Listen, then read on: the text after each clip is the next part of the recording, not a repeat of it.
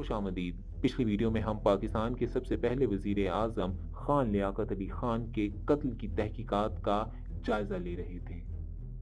لیاقت علی خان کو راولپنڈی میں ایک جلسہ عام سے خطاب کے دوران قتل کر دیا گیا۔ اس قتل کا تعلق اس وقت کے سیاسی پس منظر سے بھی بتایا جاتا ہے اور عالمی قوتوں کی مداخلت کا بھی ذکر کیا جا سکتا ہے۔ مزید آگے بڑھنے سے پہلے ہماری ویڈیو کو لائک کریں، چینل کو سبسکرائب کریں اور ایسی ہی مزید ویڈیوز دیکھنے کے لیے بیل آئیکن کو پریس کر دیں۔ پاکستان کے امریکہ کے ساتھ اپنی آزادی کے ساتھ ہی دوستانہ تعلقات تھے۔ اس کی بہت بڑی وجہ پاکستان کا جغرافیائی محل وقوع تھا۔ مئی 1950 میں وزیر اعظم خان لیاقت علی خان نے امریکہ کے صدر مسٹر ٹرومین کی دعوت پر امریکہ کا دورہ کیا اور پاک امریکی دوستی کو نئی زندگی دی۔ حقیقت یہ تھی کہ امریکن صدر ٹرومین یہ چاہتے تھے کہ پاکستان اپنی فوجی دستوں کے ذریعے امریکہ کی کوریا میں مدد کرے اور لیاقت علی خان اس کی حامی بھی بھر آئے تھے۔ اسی دوران پاکستان اور بھارت کے تعلقات کشمیر اور پختونستان کے معاملے میں بہت کشیدہ ہو گئے۔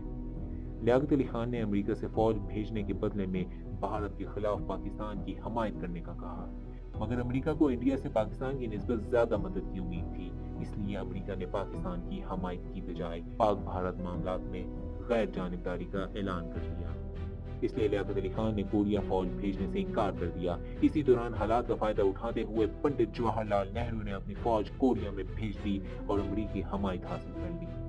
جولائی 1951 کے آنے تک بھارت اور پاکستان کے تعلقات اتنے خراب ہو گئے تھے کہ کسی بھی وقت جنگ شروع ہو سکتی تھی۔ اسی دوران اقوام متحدہ نے ڈاکٹر فرینک گراہم نامی اپنا نمائندہ بھیجا تاکہ پاک بھارت کشیدگی کم کرائی جا سکے۔ لیاقت علی خان کی فرینک گراہم سے ملاقات بھی ہوئی۔ لیاقت علی خان نے گراہم سے کہا کہ بھارت 3 سال سے پاکستان کو نقصان پہنچانے کی ہر ممکن کوشش کر رہا ہے اور میں نے اپنے لوگوں کو روکا ہوا ہے، اور اگر تم کامیاب نہ ہوئے تو مجھے نہیں لگتا کہ میں اپنے لوگوں کو زیادہ دیر تک روک سکوں گا۔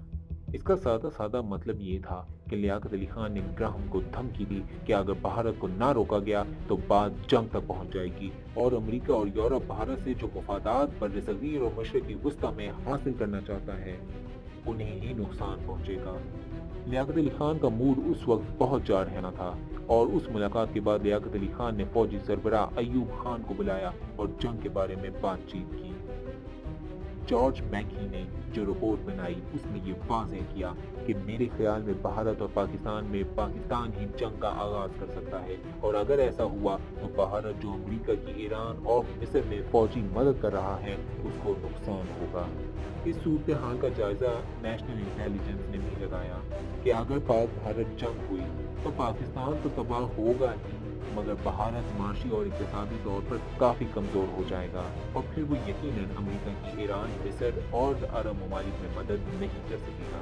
ٹرومین حکومت کو ایک طرف لیاقت علی خان کی پالیسیاں پسند نہیں آ رہی تھیں تو دوسری طرف غلام محمد امریکہ کو اپنی وفاداری کا یقین دلا رہا تھا۔ 9 اکتوبر 1951 کو لیاقت علی خان نے کراچی میں امریکن ایمبیسڈر کو بلایا اور ڈاکٹر گراہم کی تیار کردہ رپورٹ پر شدید غم و غصے کا اظہار کیا اور مزید کہا کہ اب پاکستان امریکہ کی بجائے روس سے تعلقات پر توجہ دے گا۔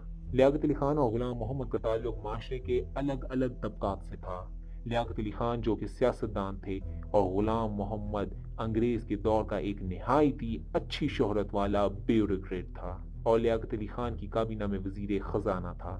ابتدا میں دونوں کے تعلقات دوستانہ تھے، مگر گزرتے وقت کے ساتھ ان کے خیالات میں اختلافات پیدا ہو گئے جن سے ان کے درمیان تلخی پیدا ہو گئی۔ ان کے اختلافات کی بنیادی وجہ آئین سازی اور خارجہ پالیسی کی تشکیل تھی۔ ان دونوں شخصیات کے درمیان پہلا آئینی اختلاف قرارداد مقاصد کی وجہ سے ہوا، جس کی وجہ سے کابینہ اور مسلم لیگ کے درمیان کشیدگی پیدا ہوئی۔ غلام محمد اپنے ساتھیوں کے ساتھ قرارداد مقاصد کے مخالف تھے۔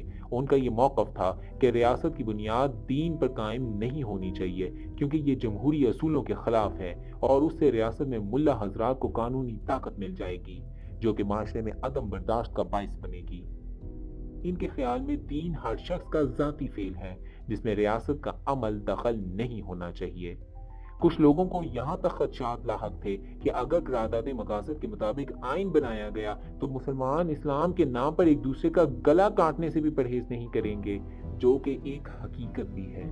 ان خدشات کا اختتام لیاقت علی خان نے اس بات کی یقین دہانی سے کیا کہ قرارداد مقاصد کو آئین کے دیباچے کے طور پر شامل کیا جائے گا اور اس کو باضابطہ طور پر آئین کا حصہ نہیں بنایا جائے گا۔ ان دونوں کے درمیان رنجش کی دوسری وجہ خارجہ پالیسی تھی۔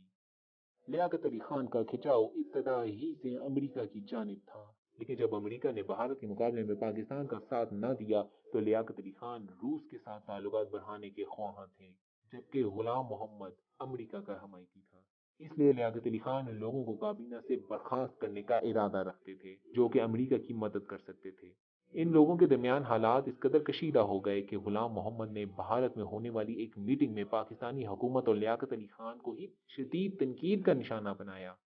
یہاں یہ بات قابل ذکر ہے اور اس کی بہت سمبولک امپورٹنس ہے کہ پاکستان کا وزیر خزانہ بھارت میں پاکستان کی حکومت کی ہی مخالفت کر رہا ہے۔ مشتاق احمد گرمانی اور غلام محمد کے دوستانہ تعلقات تھے اور گرمانی جلسے میں تو موجود نہیں تھے، مگر ہسپتال میں گرمانی کو بہت سے لوگوں نے دیکھا اور لیاقت علی خان کی وفات کی تصدیق ہونے کے بعد گرمانی نے نہ تو کوئی بیان دیا اور نہ ہی کسی سے کوئی ملاقات کی۔ وہ سیدھا گورنر جنرل خواجہ ناظم الدین کے پاس گئے اور انہیں وزیر اعظم بننے کی پیشکش کی۔ خواجہ صاحب نے ابتدا میں تو انکار کر دیا، مگر بالآخر وہ مان گئے۔ گرمانی خواجہ صاحب کو لے کر چیمبر سے باہر آئے اور ایک دوسرے کمرے میں لے گئے جہاں اور بھی بہت سے لوگ نئی حکومت کی تشکیل میں مصروف تھے۔ وہاں پہنچتے ہی گرمانی صاحب نے اعلان کیا کہ معاملات طے پا گئے ہیں اور اس طرح لیاقت علی خان کو دفن کرنے سے پہلے ہی نئی حکومت بنائی جا چکی تھی۔ یہ تھی لیاقت علی خان کے قتل کی مکمل داستان۔ آپ کو ہماری ویڈیو کیسی لگی؟ ویڈیو پسند آنے کی صورت میں ویڈیو کو لائک کریں، چینل کو سبسکرائب کریں اور نیچے کمنٹس میں اپنی قیمتی رائے سے ضرور آگاہ کریں۔ بہت شکریہ۔